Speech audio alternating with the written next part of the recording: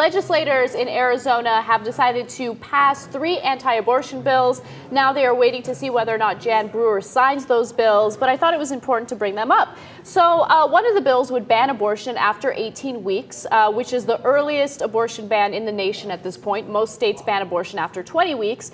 And it would also define the date of conception based on a woman's period. So it would be calculated from the first day of the last menstrual period of the pregnant woman.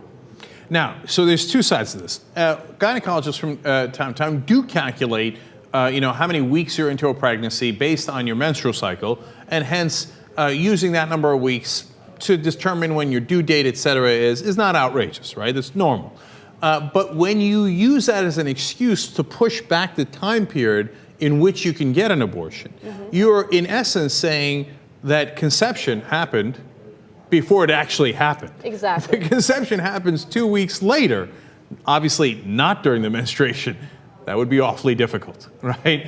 So when they do it that way, they open themselves up to the charge that they're saying that you got pregnant 2 weeks before conception. That would be fundamentally absurd. Absolutely. And also, here's another thing. Doctors have disagreement or are unclear as to when to determine when a woman got pregnant, right? It's difficult to pinpoint that exact day. So if doctors who have medical training can't pinpoint that day, who are lawmakers to make that decision for them? It's a little strange. And then, of course, as always, they take it one step further, too. Not only can we not pinpoint that day, doctors can't, but I'm a legislator, I'm going to get inside your uterus and try to figure it out. But you know what? I'm going to push it back 2 weeks to a point where I know you weren't pregnant. You had a menstrual cycle. You clearly weren't pregnant. That's why I'm starting your pregnancy date that day. That's when the clock starts, and then you have 20 weeks from that, which means in reality you only have 18 weeks. Ha ha, we got you. And listen, even if you are pro-life and you are genuinely concerned about late-term abortions, and I understand that, okay? I think past 20 weeks, you're going a bit too far. That's a little too late to get an abortion, in my opinion, if the woman's life is not at risk and if the fetus is not developing some sort of issue, right? But abortions, late-term abortions in the U.S. isn't really that much of an issue. 1.5% of abortions take place after the 21st week.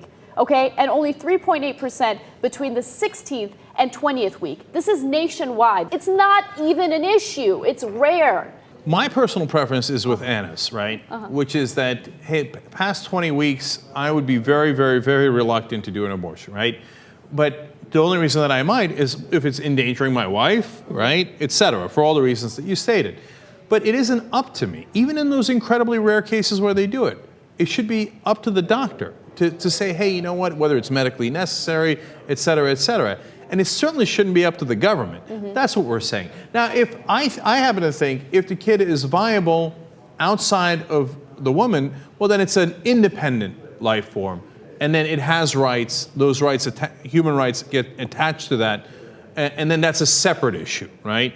But before it becomes viable, then I still think no matter what, it's not my place to judge. It's between the woman and her doctor, right? Right.